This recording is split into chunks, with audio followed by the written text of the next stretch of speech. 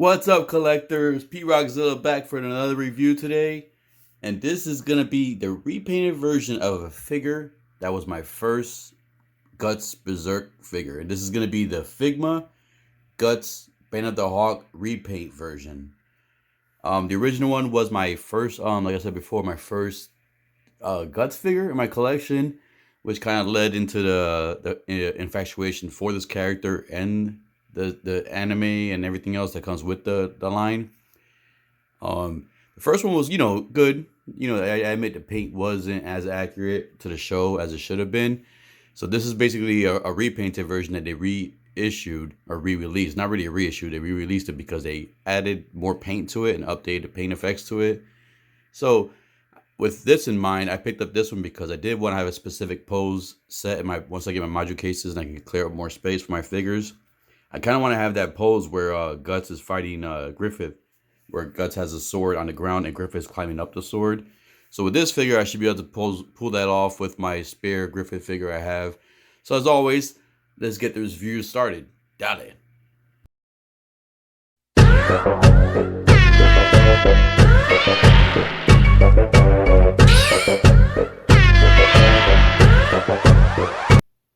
So let's take a quick look at the box because I know this line, the Figma line, is infamous for having KO's bootlegs made from them. So you want to pay attention to the box to get an idea of what you should receive if you do purchase an official Figma figure out in the aftermarket. So of course you always see the Figma number here, the Figma information there, Guts, good picture of Guts right there. In the back, another side picture of Guts holding his sword. And this is the part you have to pay attention to the most. Just this information down here, just make sure it matches up with this. And then, of course, on the side. Now, another way to tell, sometimes is like inside the backing slip, inside, usually in the bottom, we'll have like outline. Maybe I'll show it during the review. But we'll have an outline saying Figma in there. All right, so you'll see the figure there. So let's get my boy out the box. Okay, so this was a bad example of trying to show the Figma logo on the inside because, like I said, they're always hit or miss. They don't always have the little Figma logo in there. But anyways, when you get the figure out the box, this is what you agree with. So let's move the box to the side.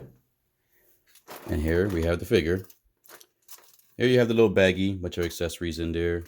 And let's just take a quick look at what's inside the package.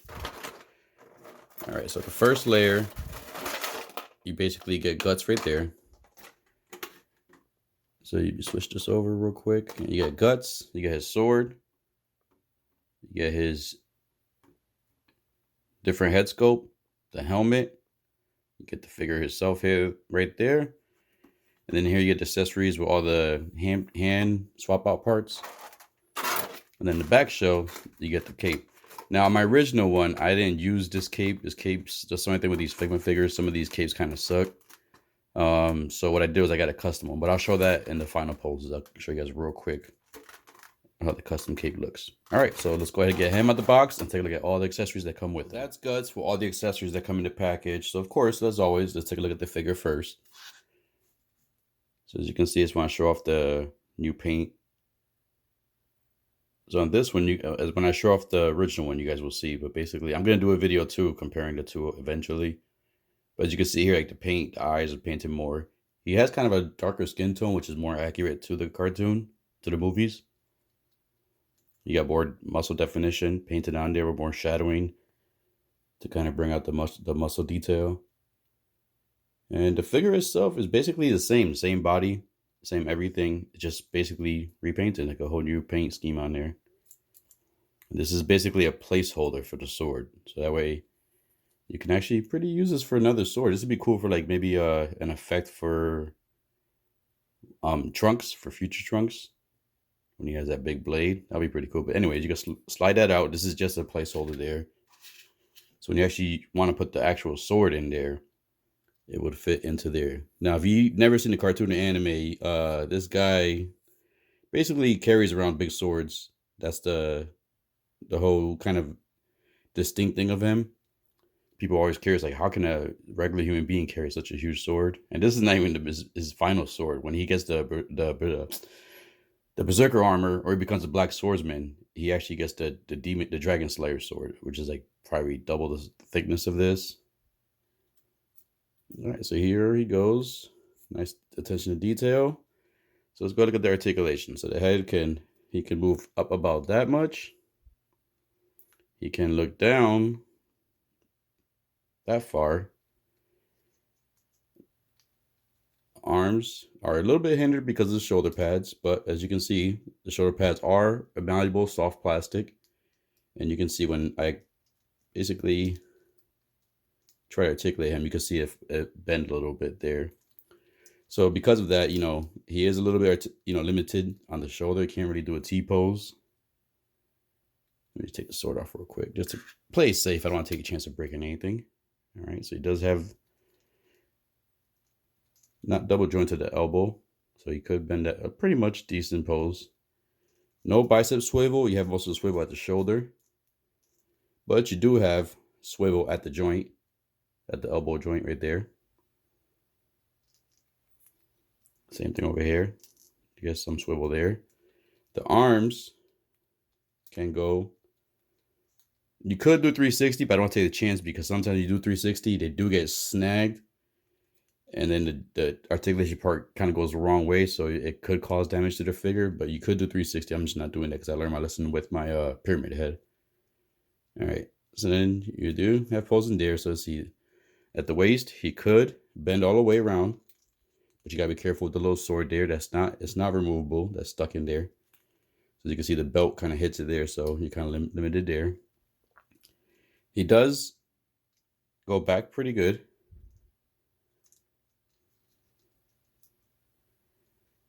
He has good ab crunch, decent ab crunch, so you can look down pretty good. Let's move him back up. The legs, again, this is soft plastic here too, so still be careful. But he could go pretty far up. The crotch is soft plastic also, so he could go far up. Could somewhat do a Hogan boot. And then let's see how far back the legs can go. So the legs can't really go back that much. Kind of like, he could go about that much right there. You see the joints in there. He does have single jointed knee. Oh, look at that joint. See already, the joint's a little loose there. So I'm meant to probably apply some stuff on there. But be careful with the spurs. This can break off easily. It is harder plastic. And he does have pivot at the waist. Look at that joint came off right already. These Figmas, man.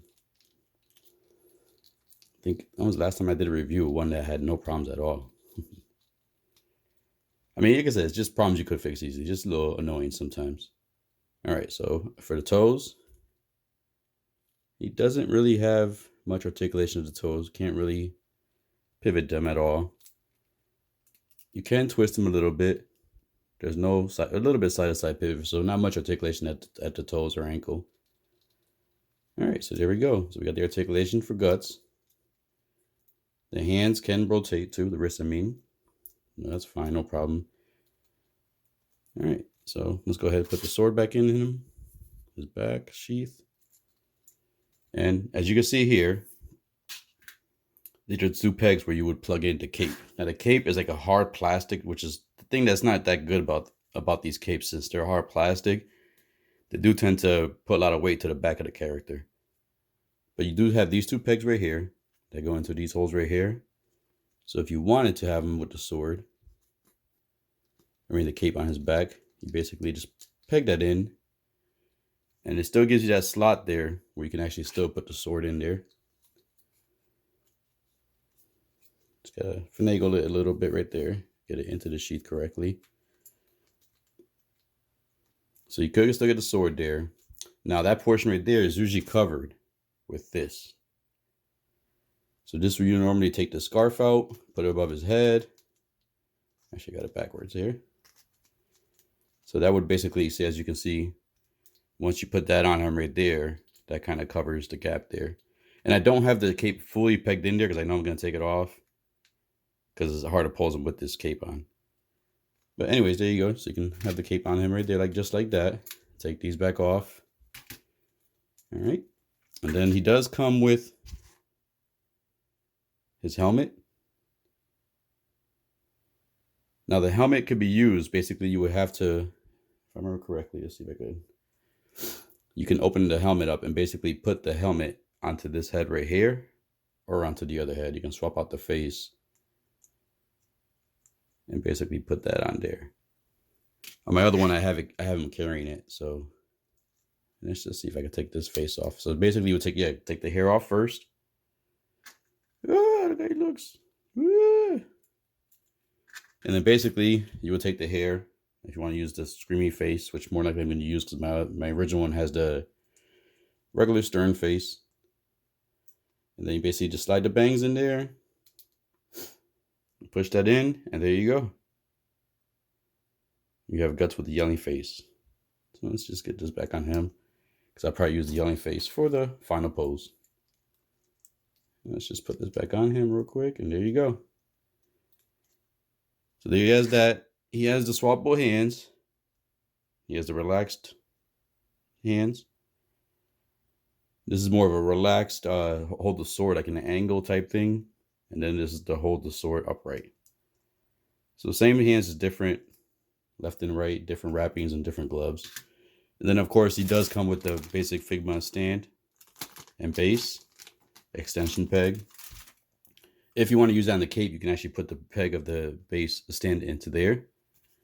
If you don't want to use the cape, you can put it into him right there. And then last but not least, you get the Figma baggie. So you want to put your accessories in there. And that's it. So let's go ahead and get him sized up for a size comparison. So there's Guts standing there in a regular default pose, getting ready for a size comparison. So of course, I want to bring in his arch enemy, and that's the Figma Griffith. And there goes Griffith. Let me get that cape in there better. See what I'm saying? Like this guy came with this cape too. And this cape's alright. It could be a little bit better. So there we have him next to Griffith. And of course, let's go ahead and bring in his updated version. And this is going to be the Figma Black Swordsman Guts.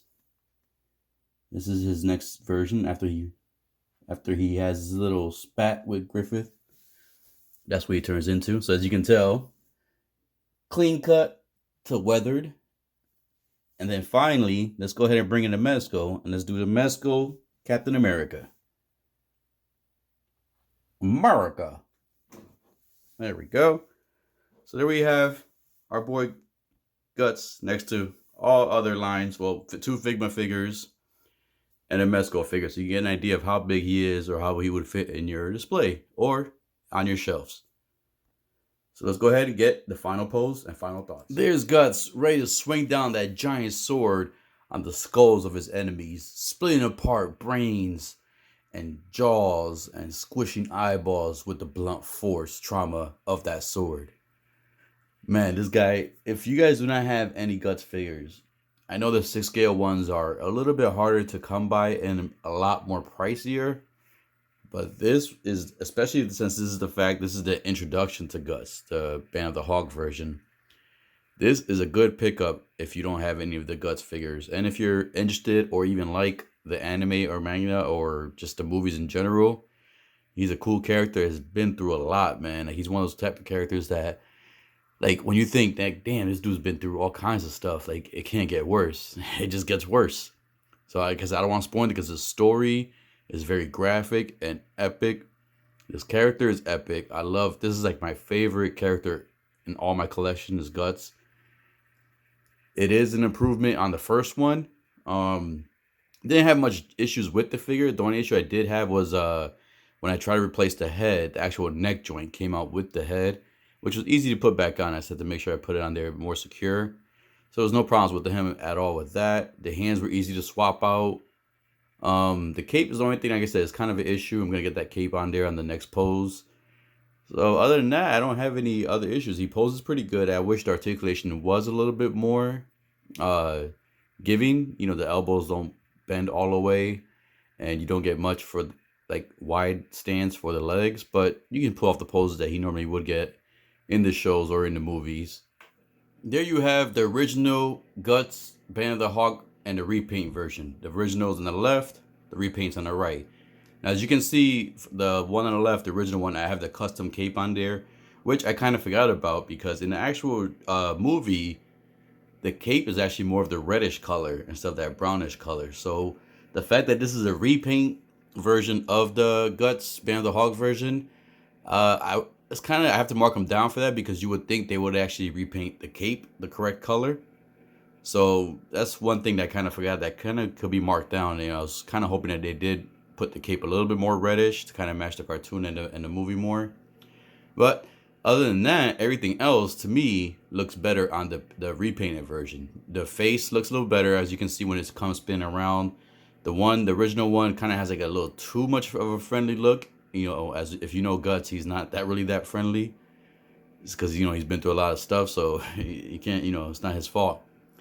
The paint on the arms, like the definition on the arms, look better on the repainted version. It's not that bad on the original, but as you can tell, it is a little more smoother, a little more cleaner on the repainted version. So you can see right there, this face, the original one has more of a smile, and the eyes are a little like smaller and higher. Like I mentioned with the cape, though, as you can see, you need the stand and the base in order to use that cape, and you still see that gap there. So that's kind of, you know, the thing that I don't like about the cape. I know on the original one, the red cape, I could kind of mess around with it a little bit more, make it look a little bit neater. But I guess I was just trying to get the review up, so that, you know, as I was messing around with them, I had to kind of mess around with the cape a little bit. But I might go the route of swapping the cape, the red one, onto the repaint version, and then using the original one for my pose I want to do with Griffith. But if you have to get the two, I would say definitely get the repaint version. It does look a little bit better than the original. Plus, the original one is a little bit harder to find and pricier. It is good to have both, in my opinion, so that way I can have one posed with my other Berserk figures, and then, like I said, have the second one doing that dynamic pose in the background with Griffith, and like in the battle scene. So it is a good pickup for me, for you, and other people who are not big Guts Berserk fans. I would say if you're going to get one, get the repainted version. If you're a fan, you already have the original one, it won't hurt getting the repainted version if you have any ideas of doing different poses. And just because it does look a little bit better, you kind of keep the original one as, you know, as a grail piece, kind of keep it there for your display, and then keep the newer one kind of like up in the front of your display, because it does look better to me, at least. Bodies are the same, articulation is the same, so like I said, the only difference is the paint, and that's really about it. Alright guys and ladies, I hope you enjoyed the review. If you did, please hit that like, subscribe button, and click the notification button also too. And as always, keep collecting, be good, stay safe, dale.